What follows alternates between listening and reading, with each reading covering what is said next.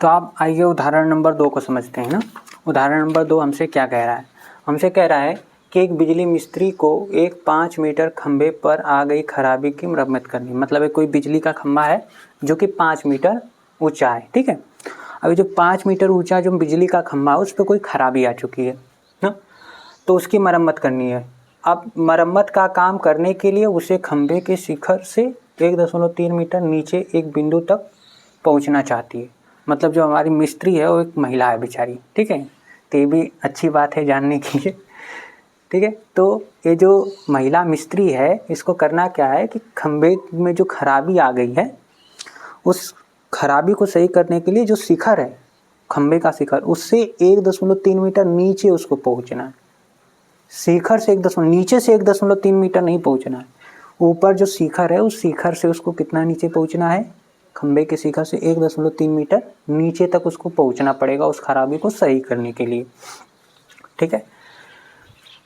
अब आपसे आगे क्या रहा है? यहाँ तक पहुँचने के लिए प्रयुक्त सीढ़ी की लंबाई कितनी होगी? आप जहाँ आप शिखर से 1.3 मीटर नीचे जिस बिंदु पर आप पहुँचना चाहते हो वहाँ तक पहुँचने के लिए कितनी लंबी सीढ़ी आपको चाहिए होगी, ठीक है। लंबाई कितनी होनी चाहिए जिससे कि 36 से 60 डिग्री का कोण से झुकने पर वह अपेक्षित स्थिति पहुँच जाए, ठीक है। सीढ़ी की लंबाई कितनी हो कि आप 60 डिग्री पे लगाएं, उस बिंदु से 60 डिग्री का कोण बनाते हुए सीढ़ी को लगाएं और सीढ़ी जो है कि उस बिंदु तक पहुँच जाए ना। तो उस सीढ़ी की लंबाई आपको बतानी है।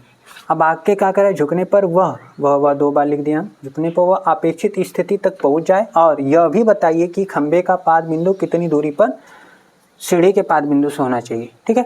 देखिए क्या रहा है, पहले रफ वाला काम करते हैं, रफ डायग्राम बनाते हैं इसका। आपसे कह रहा है एक खंभा है। अब इस खंभे पे एक खंभा 5 मीटर का है। कितने का है? 5 मीटर का है। अब 1 मिनट रुक जाइएगा, ओके, ठीक है। तो एक खंभा 5 मीटर ऊंचा है। अब करना क्या है, इस पे खराबी आ गई है तो उस लड़की को, जो मिस्त्री है, महिला मिस्त्री है बेचारी, उसको एक बेचारी क्या काम कर रही है, अच्छा 5 मीटर। तो ये जो महिला मिस्त्री है, महिला मित्र नहीं है, महिला मिस्त्री जो है, इसको इस शीर्ष से कितना नीचे जाना है? 1.3 मीटर नीचे जाना है। तो मान लीजिए इस पॉइंट पे आना है उसको। अब इस पॉइंट पे पहुंचने के लिए उसे 60 डिग्री का कोण बनाते हुए एक सीढ़ी लगानी है।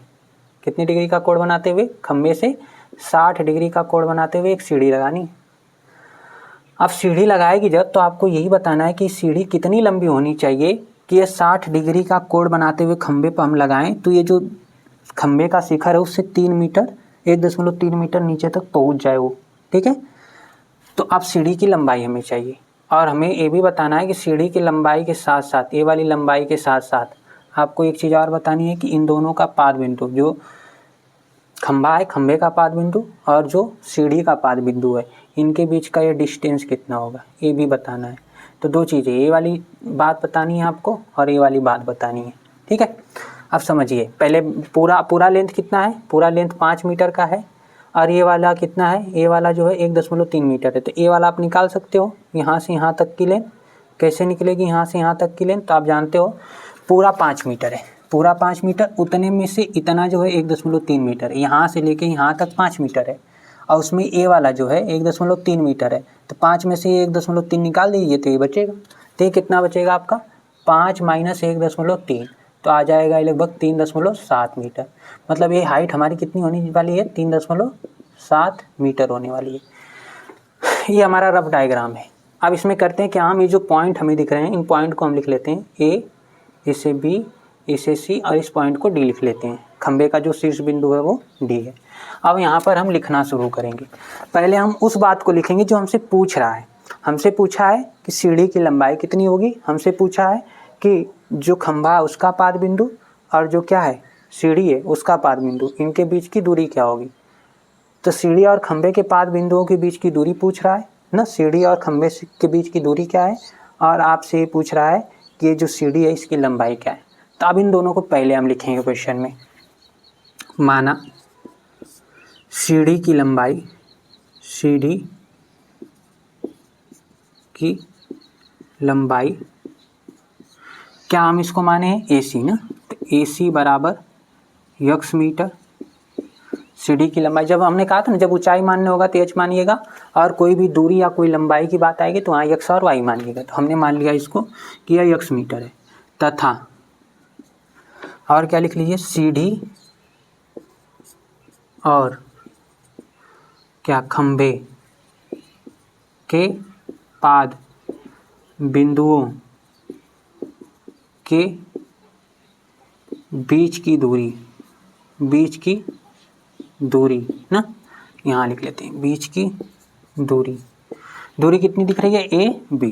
तो ए बी बराबर इसको मान लीजिए कितना, इसको आप y मान लीजिए, इसको x मान लिया, इसको y मान लीजिए, y मीटर है, ऐसे मान लिया। पहले हम ये चीज़ लिख लेंगे। अब आपको जो जो चीज़ें ज्ञात हैं वो लिखिए ना। क्या ज्ञात है, खंभे की लंबाई या ऊंचाई दिया ना, खंभे की ऊंचाई लिखिए। खंभे की ऊंचाई क्या है, बी डी बराबर 5 मीटर, ठीक है, 5 मीटर, ठीक है। तथा इसमें ए वाली चीज़ जो है सी डी जो है ना, सी डी ए कितना है, 1.3 मीटर है, ठीक है। यहाँ पे लिख लीजिएगा, अतः जो ए वाली लंबाई है ये निकालिए, क्या, बी सी बराबर कितना हो जाएगा, बी डी माइनस क्या हो जाएगा आपका, सी डी। अभी 5 है और ये 1.3 है, तो कितना जाएगा 3.7 मीटर। इस तरह से हमने बी सी लिख लिया, ठीक है। अब इतना लिखने के बाद इस डायग्राम को आप वहाँ पर बना लीजिएगा, ठीक है। इस डायग्राम को क्या कर लेंगे, अब हम साइड में बना लेंगे। तो इसको हम हटा देते हैं पूरी तरह से और इस डायग्राम को यहाँ पर बना लेते हैं। क्वेश्चन ही आधे बोर्ड का है, क्या बताएं कहाँ हल किया जाए इसको, यहीं बना लेते हैं। ऐसे छोटा सा हम डायग्राम बना दे रहे हैं।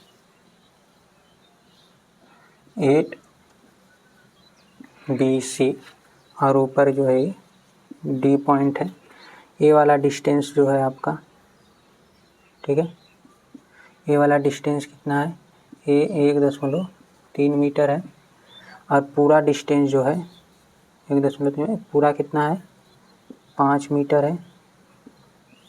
ए वाली हाइट ए कितनी है, या यहाँ लिख लेते हैं, ए कितनी है, 3.7 मीटर और ये कितना है, ये 60 डिग्री है, ठीक है।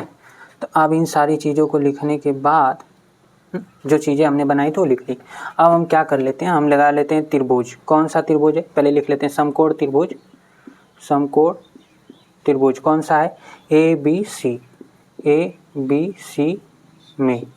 अब यहाँ पर देखिए, हमें सीढ़ी की लंबाई है, सीढ़ी की लंबाई को हमने कितना माना है, x माना है, ये भी लिख लेते हैं यहाँ पर। सीढ़ी की लंबाई को हमने x माना है और इस वाली लंबाई को हमने क्या माना है, y माना है, ठीक है। इतनी चीज़ें हमने बना ली। अब हम समकोण त्रिभुज में हमें ये भुजा ज्ञात है, हमें ये y हम निकाल सकते हैं, ये भुजा ज्ञात है तो हम ये x निकाल सकते हैं। तो सबसे पहले हम x को निकालते हैं ना।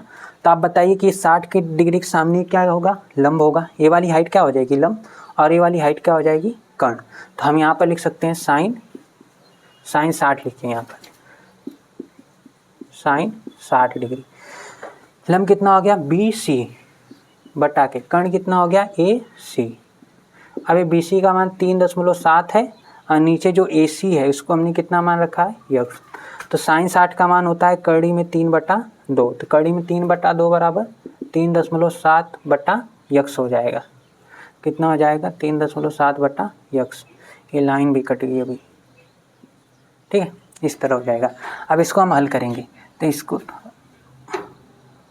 ठीक है, अब इसका इधर क्रॉस मल्टीप्लाई करते हैं तो x बराबर क्या हो जाएगा, यहाँ पर 3.7 बटा के कड़ी में 3 गुणे 2 हो जाएगा, ठीक है।